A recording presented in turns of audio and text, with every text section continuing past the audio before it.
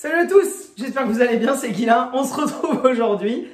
Bon, j'ai essayé de ressembler à Brad Pitt, je trouve que ça marche pas du tout. J'ai mis une chemise qui est tout sauf blanche, les lunettes noires, bon, ça va à peu près, et le bob, même pas de la bonne couleur. Attends, on va regarder juste avec les lunettes comme ça. Oh putain, on dirait presque que je vais à un entretien d'embauche. Bon, on se retrouve les amis aujourd'hui, je vais même retirer ça, on va arrêter de déconner, hop. On se retrouve du coup aujourd'hui pour une nouvelle vidéo, une nouvelle critique ciné-critique. Critique à chaud, hein, vous le savez, comme à chaque fois, pas d'écriture, très peu de montage. L'intérêt, c'est de vous donner l'ensemble de mon ressenti pour Bullet Train.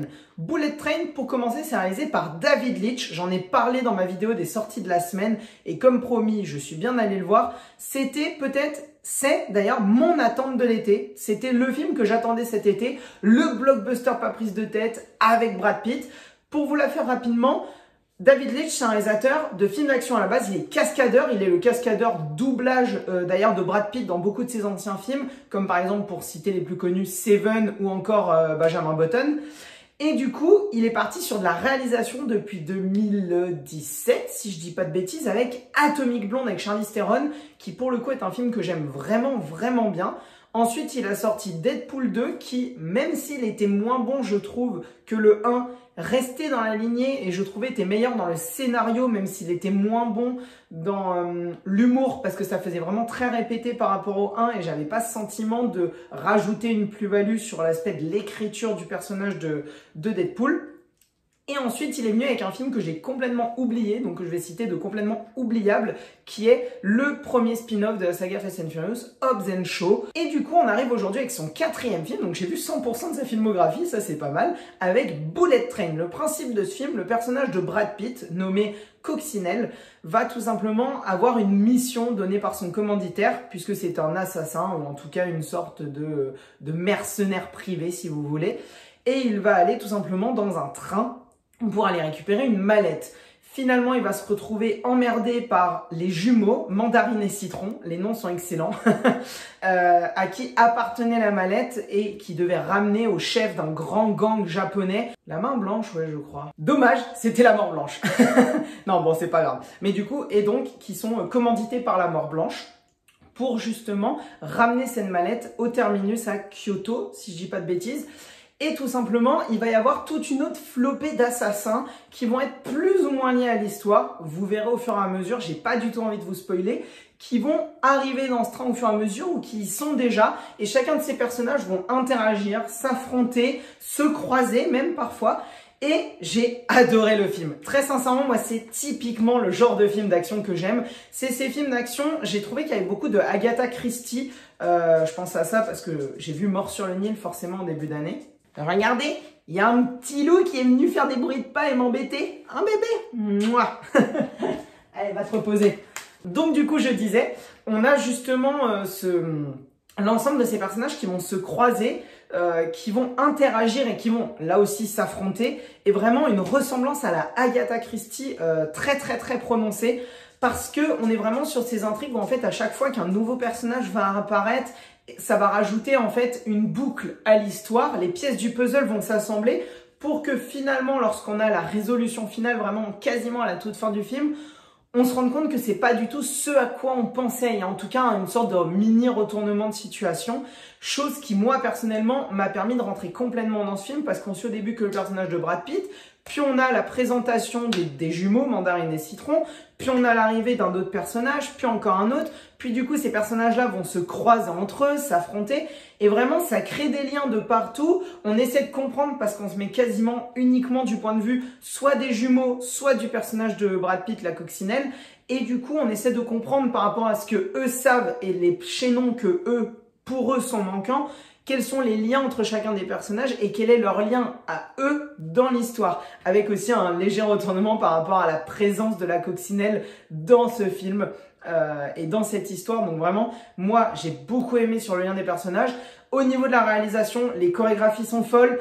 On travaille vraiment sur le huis clos du train et vraiment, il y a vraiment une chose qui moi m'a vraiment plu, c'est qu'il joue énormément avec le décor. On voit des verres brisés, à des moments ils s'affrontent, par exemple dans la réserve du train, ils vont se balancer des bouteilles d'eau, des trucs de bouffe à la gueule, ils vont prendre les caddies qui vont se balancer. Enfin vraiment il y a une interaction totale avec le train. À la fin on a un moment où ils vont prendre un extincteur, utiliser l'extincteur, puis finalement ramasser un couteau qu'ils avaient mis sur un mec pour le balancer sur un autre. Enfin vraiment, il y a toute une utilisation globale et totale des décors et ça a vraiment été réfléchi et travaillé pour. On sent que David Leitch vient de cet univers-là, qui s'éclate à faire ça. Et moi, sincèrement, je me suis éclaté avec lui, il m'a complètement emmené dans son histoire. Les acteurs sont excellents dans chacun de leurs rôles. Vraiment, mention très grosse mention aux personnages de Mandarine et de Citron, justement, les jumeaux. Je les ai surkiffés à chaque fois qu'ils étaient là. Ils ont complètement volé la vedette au personnage de Brad Pitt qui finalement, même s'il est le lien principal du spectateur, est finalement très éloigné du film. C'est vraiment pas lui qu'on va suivre en priorité. La première demi-heure du film, on le voit quasiment pas, le personnage de la coccinelle. Donc c'est aussi ça, c'est perturbant, j'ai envie de dire. Et moi, c'est quelque chose qui m'a plu, justement, de pas mettre Brad Pitt tout en haut, même d'avoir un personnage. On est sur un personnage qui est très recroquevillé sur lui-même, qui est très peace and love, même si c'est un assassin, qui fait des crises d'angoisse. Donc en fait, on est vraiment sur un personnage qui n'est presque pas du tout sûr de lui.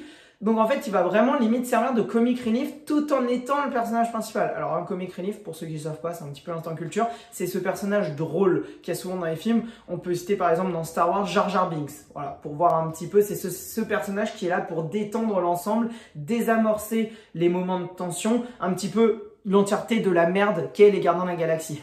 Non, je plaisante, ça c'était juste pour la petite blague.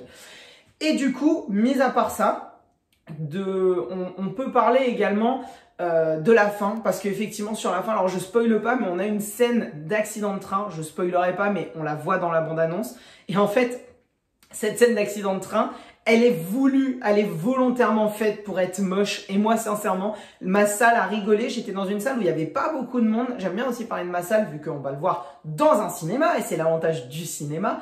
Et effectivement, il y a aussi eu un petit quelque chose, moi, qui m'a beaucoup plu. C'est que ma salle agissait beaucoup par rapport au film. Des moments drôles, on en rigolait. Il y a un vrai moment larmoyant dans le film. Et sincèrement, ce moment-là, moi, il m'a pris au trip parce que, comme je vous dis, j'ai vraiment été complètement emporté. En tout cas, quoi qu'il en soit, pour vous résumer globalement ma pensée, mais je pense que vous l'avez compris, j'ai adoré ce film, mon blockbuster de l'été, mon blockbuster 2022, ce vrai film d'action, pas prise de tête, tu te fais emmener dans l'histoire, des retournements de partout pour te tenir en haleine jusqu'au bout pour comprendre le dénouement, même les arrivées des acteurs, je trouvais ça vraiment sympa parce qu'il y a quelques acteurs qui viennent juste pour une scène ou deux, des grands acteurs, je vais citer par exemple comme ça Channing Tatum qui vient dans le film pour pas spoiler l'un des plus gros rôles. Et en fait, rien que le fait de voir venir les acteurs ou de certains leur couvrir le visage et du coup se dire qui va être l'acteur qui va venir, moi c'est un petit jeu sur lequel j'ai bien aimé jouer et où le film a bien joué avec moi. Donc en tout cas les amis, j'espère que cette critique vous a plu et quoi qu'il en soit, moi je vous conseille vraiment d'aller voir Bullet Train. Vous allez passer un excellent moment. Et en plus de ça, on se retrouve, je l'espère, dans la semaine pour un second film que je vais normalement aller voir ce week-end au cinéma. Néanmoins, si ce n'est pas le cas, on se retrouve la semaine prochaine pour les sorties de la semaine. N'oubliez pas de mettre un pouce bleu, ça fait toujours plaisir. En commentaire ce que vous avez pensé du film ou si vous comptez aller le voir. Et si vous n'allez pas le voir, ça m'intéresse de savoir pourquoi et dans les commentaires de vous dire pourquoi vous avez tort. Parce que oui, vous auriez tort de louper Bullet Train. Et en tout cas les amis, je vous dis à la prochaine. C'était Guylaine Emma et surtout n'oubliez pas, regarder des films c'est bien, les comprendre c'est mieux. Allez, ciao ciao.